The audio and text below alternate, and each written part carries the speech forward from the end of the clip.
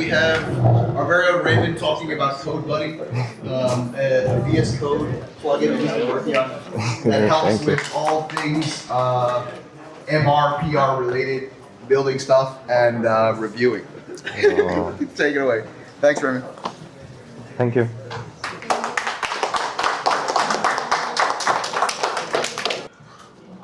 Hi everyone, my name is Ola. You can also call me Raymond. I'm here to introduce to you CodeBuddy. CodeBuddy is a VS Code extension that can help developers write better code and also streamline their workflow. Right now we have CodeBuddy on the marketplace. You can actually, if you're a developer, you can actually go here and search for CodeBuddy.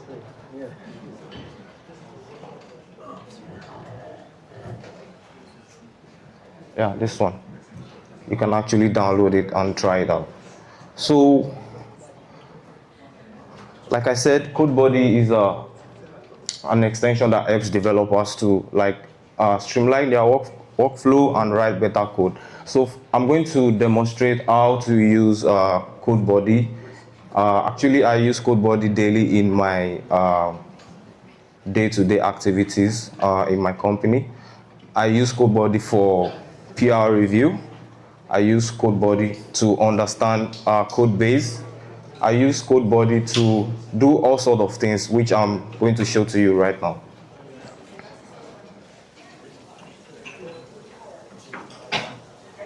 So let's say I'm very new to this code base. It's called TypeScript. It's just some code I've written in the past, and probably I'm just coming back to this code to understand what I did in the past, or if this is actually like a new code base that I want to understand. You can actually just right click and you click analyze code base and answer question. Then it's going to show you this modal. Then you can tell it what you actually want to do. So for an example, I can ask it to analyze the architecture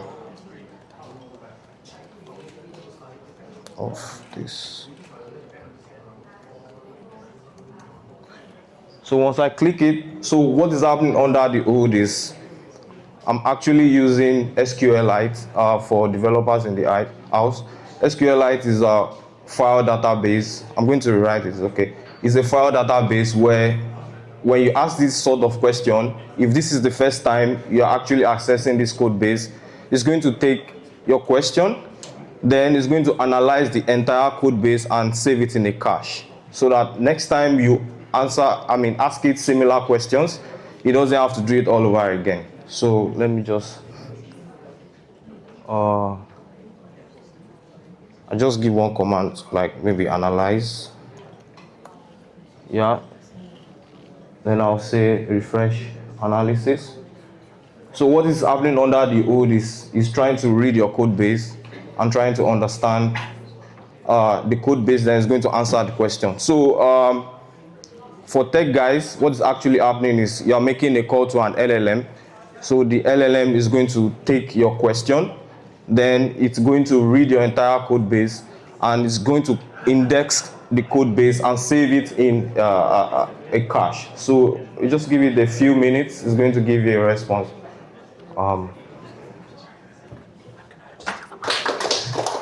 Okay, so on the screen now you have the analysis of your entire code base. So it can do some kind of deep analysis, like what is the architecture of this code base. Then it can also point you to some part of the code base that you can actually go there and read about it. This is one of the features. Another feature is that, for an example, let's say someone raises a PR to me. The first thing I do is to ask CodeBuddy to review the PR. So for you to do that, first thing you need to do is you have to stage your changes. So these are your changes, right? I can just stage it here. Then I just right click. Then I can ask it to review this PR.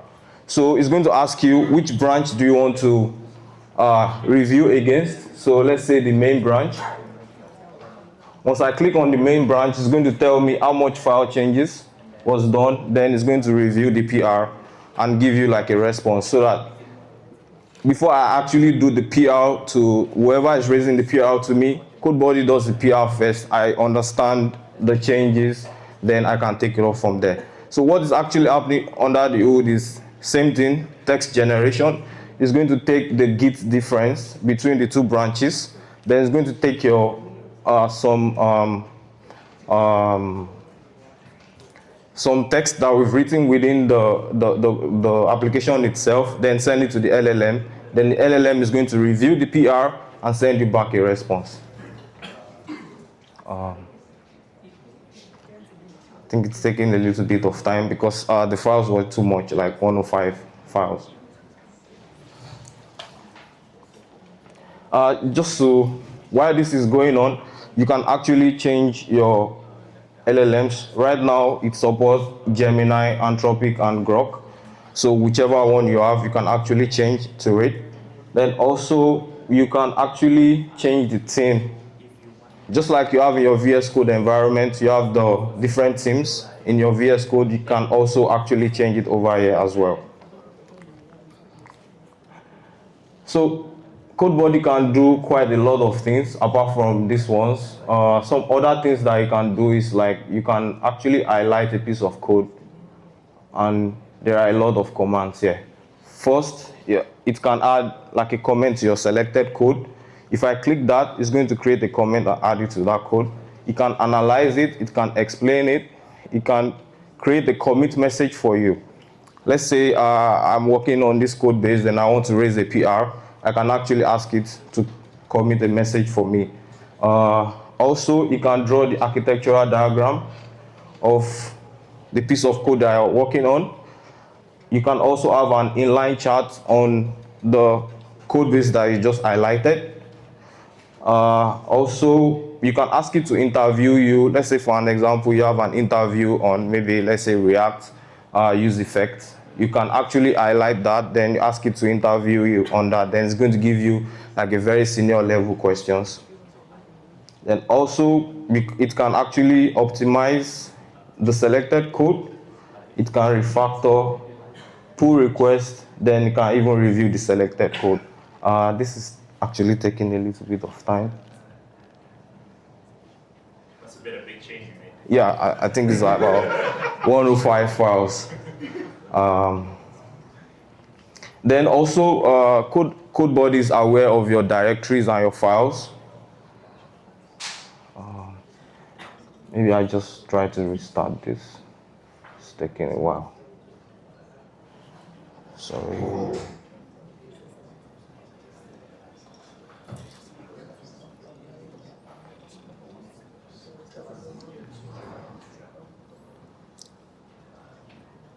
Okay, then we have the chat interface. The chat interface is built with React.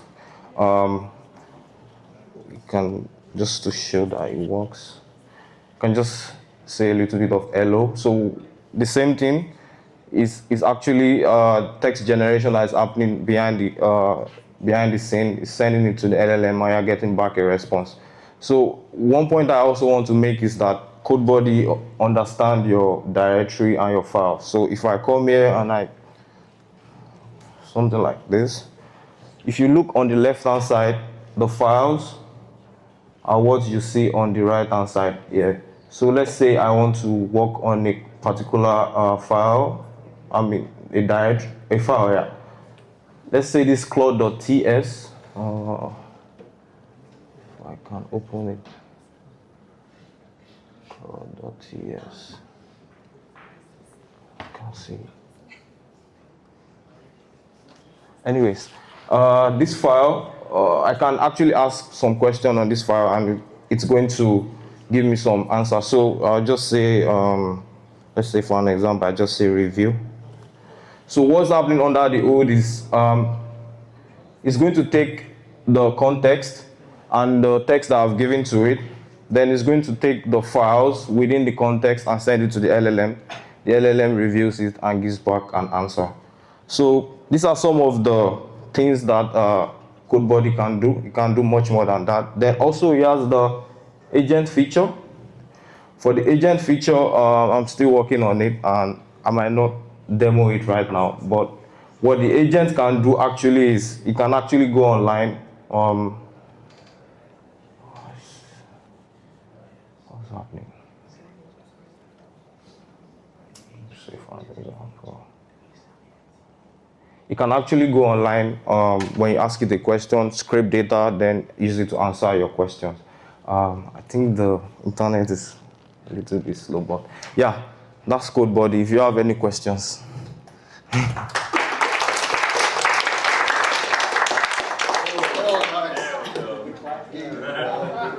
Yeah. Yeah, so the command I ran just now is that you should add a comment to create log file. So it created it. So you can do much more. We can always try it later. How did you write a VS Code extension? I mean, like, you know, what does it take to write a VS Code extension? Is it very different from like a web app and stuff like that? Good question. Yeah, it's quite different. For me, what motivated me was that I was watching like a Microsoft video where they were teaching on LLM, and they were actually using VS Code environment to teach it. So I actually went to the GitHub and looked at how it was. Then I just took it off from there. But it is not actually like very different. It's just like you're writing your TypeScript application, but the way it works under the hood is divided into two. So you have the extension part and you have the web view part. What you are seeing on the screen right now is the web view. The extension part is, let me call it the backend, where you can do all your stuff. And for you to communicate between the front end and the back end is through events, right? So in JavaScript, we have these events where you can, JavaScript actually is like a very big, like one environment, but there's a way to communicate within that environment. It's using events. So that is what VS Code actually does under the hood. Yeah. Yeah. So you develop, sorry. So you develop CodeBuddy because you wish that client would have all of these features. Is it? Okay, so the reason why I actually develop CodeBuddy is because these features that you see are some of the features that I use daily in my workplace. So I actually, whenever I have a little bit of inconvenience when I'm coding, I just think about it, then I create the feature in CodeBuddy. So that was one of the reasons why I did that. So if you did not create CodeBuddy, what would you have done instead?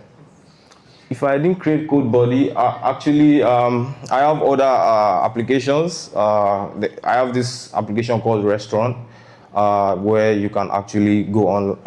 You can go on the app and order food and all of that. So what I would do instead is like create like a recommendation engine for the restaurant, where the LLM can actually recommend food for you, maybe breakfast, lunch, and dinner. So I mean, in the context of reviewing PR and everything.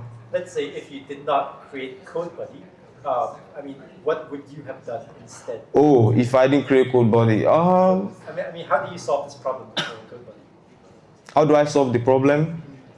Okay, so without CodeBuddy, actually maybe I would have been using the popular ones like VS Code, I mean Microsoft One and all of that. But for me, CodeBuddy is an avenue for me to just showcase, first of all, my love for AI, to understand how AI works and all of that. Then also for me to be able to, like, you know, as an engineer, most of the things that you build is based on maybe your frustration. Yeah. So if CodeBuddy was not there, I would have used something else then. Yeah. I think it's targeted for senior devs to review junior PRs. Yeah, that's one of it, because in my position in my company, I'm a senior software engineer, and most times you have like these PRs that you need to like review. Yeah, I just do first level of review with this, then the second level will be by myself. Yeah. Yes. I have a question. So when you type in review, right, what does it do? Do you just feed in the file, whole file into it, or you look at the git diffs to know the differences? The second part is that, let's say it's a big repo, you are making it in one file, how do you know the context of the whole application is for the LM instead? Do you do any chunking or like things behind? Just curious what you mentioned. Okay, yeah, that's a very good question. So there's a lot of things going under the hood. Like if you ask a question like what is the architectural how do you describe the architecture of this application? So what it does is it does something called code indexing. I'm using RAG behind the scene. So you're going to take these files. Actually, I built an extension called TypeScript Analyzer. So what it does is it's going to take all your files and your directory, and it's going to put them into chunks, and you save it into the database using embeddings. I'm sure you know what embeddings is. So when you ask it a particular question, what it does is it goes to the particular file within the application. So it doesn't just take the whole context and answer the question, because if you are taking the whole context, then you're going to be running out of tokens, right? So what it does is it's going to go into I have SQLite database where I'm storing all this data. So it goes there, then it takes your question, it converts it to an embedding, then it checks in your DB, the embedded files there, then it compares, then it gives you an answer from there. So if you need like, the other time I was adding this file as a context, for this one, we're not generating embedding, we're just directly giving it the file. But if you are doing something like create a comment on this particular file, right? It's not going to take the whole file, it's going to take that particular function, send it to the LLM, then it's going to return an answer, just like you can see here. Does that answer your question? Yeah, cool. Okay. Okay, thank you so much. Thank you very much. I think there's a theme here where, like the people that are presenting are just as sort of like